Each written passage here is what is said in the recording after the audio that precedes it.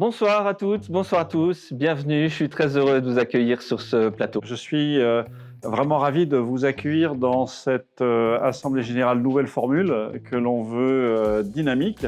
Un rappel, notre ADN, au départ, et c'est toujours là, c'est l'implication et la solidarité. Deux activités qui sont relativement récentes, mais qui sont en plein essor, on y reviendra, c'est la création du Technopôle Santé et du hub de compétences et de formation.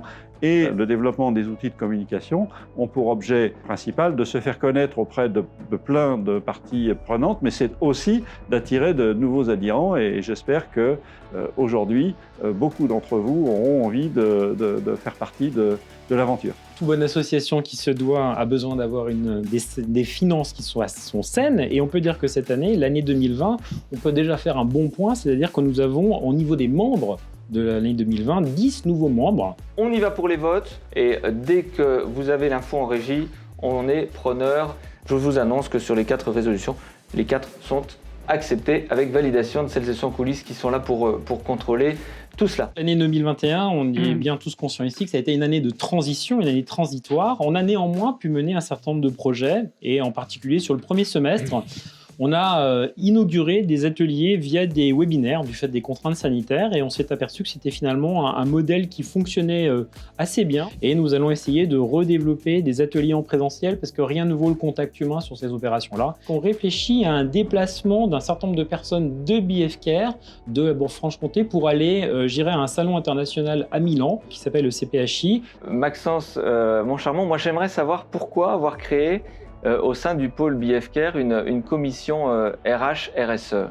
Bonjour, bien cette commission RH a vu le jour pour créer une communauté d'équipes RH et de représentants RH dans les différentes entreprises de santé de la région, histoire de travailler ensemble. BFCare, de par son ADN, est construit autour d'acteurs industriels. Donc nous avons des chefs d'entreprise petit à petit. Ce que l'on cherche à créer, on le voit au travers de la commission RH, c'est créer une communauté des ressources responsables de ressources humaines sur le secteur. De même qu'il y a un embryon de communauté de responsables d'assurance qualité autour des thématiques communes qui sont les métiers comme les nôtres. Et puis, il nous faut à la fois beaucoup d'adhérents, mais pas des adhérents juste pour regarder ce que l'on fait, mais pour participer. Également, tout à fait heureux de vous annoncer un nouveau partenariat en tant qu'entreprise pharmaceutique, de pouvoir signer un partenariat avec le LEM, l'entreprise des médicaments. Nous sommes reconnus au même titre qu'un certain nombre d'autres groupements régionaux qui sont beaucoup plus anciens que nous, et c'est une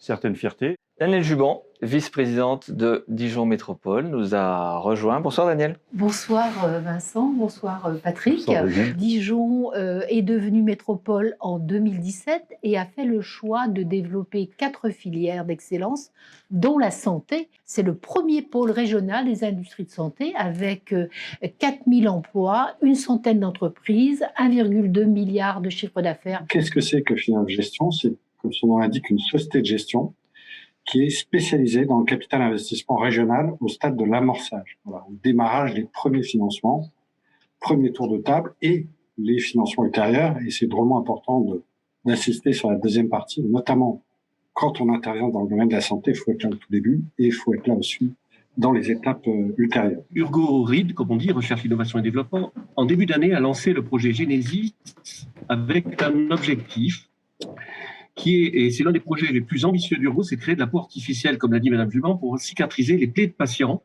souffrant de plaies sévères.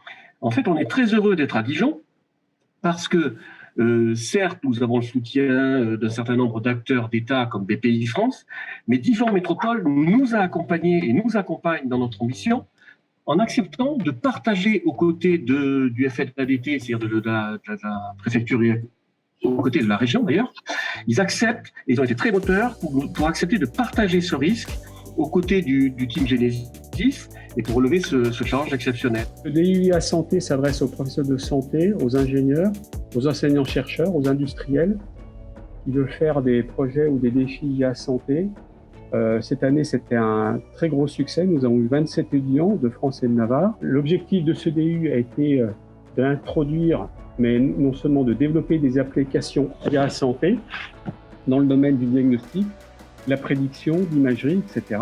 Le ZEO, c'est une école d'ingénieurs spécialisée en électronique et informatique. C'est une école qui existe depuis les années 50 à Angers, où se trouve la maison mère. Et elle était présente uniquement sous forme de classe préparatoire à Dijon depuis la fin des années 2000. Et on déploie depuis cette année le cycle ingénieur sur le site de Dijon. On forme des ingénieurs donc généralistes, spécialisés électronique et informatique. Et la spécificité des ingénieurs qu'on va former à Dijon, c'est qu'ils vont avoir une formation centrée sur le domaine de la chaîne de données, de la data, depuis les thématiques d'instrumentation, comment acquérir la data, jusqu'à la prise de décision, en passant par les aspects big data, cybersécurité, intelligence artificielle. CESI est un groupe national d'enseignement supérieur et de formation professionnelle qui aujourd'hui compte 3 écoles, l'école supérieure de l'alternance, école d'ingénieurs et école de formation des managers.